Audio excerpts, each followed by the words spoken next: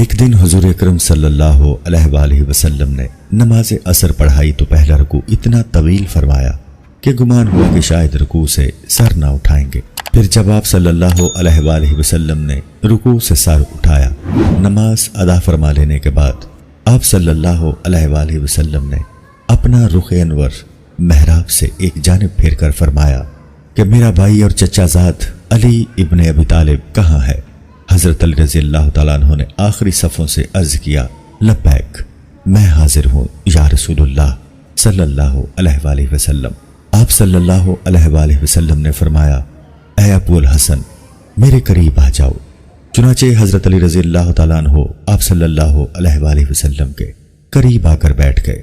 آپ صلی اللہ علیہ وآلہ وسلم نے فرمایا، ابو الحسن کیا تم نے اگلی صف کے وہ فضائل نہیں سنے جو اللہ عز و جل نے مجھے بیان فرمائے ہیں؟ عرض کیا، کیوں نہیں یا رسول اللہ صلی اللہ علیہ وآلہ وسلم۔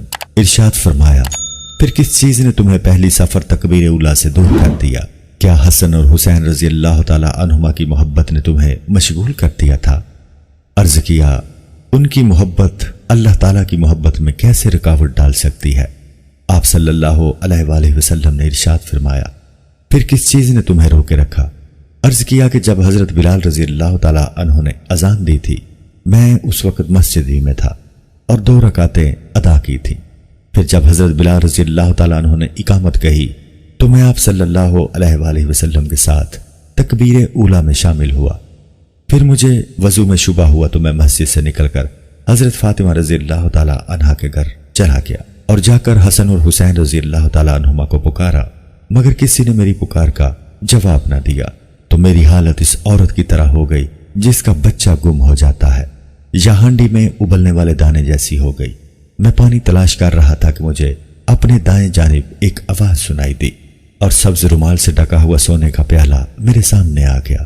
میں نے رومال ہٹایا تو اس میں دودھ سے زیادہ سفید، شہد سے زیادہ میٹھا اور مکھن سے زیادہ نرم پانی موجود تھا۔ میں نے نماز کے لیے وضو کیا، پھر رومال سے تری صاف کی اور پیالے کو ڈھانپ دیا۔ پھر میں نے پیچھے مڑ کر دیکھا تو مجھے کوئی نظر نہ آیا اور نہ ہی مجھے یہ معلوم ہو سکا کہ پیالہ کس نے رکھا اور کس نے اٹھایا۔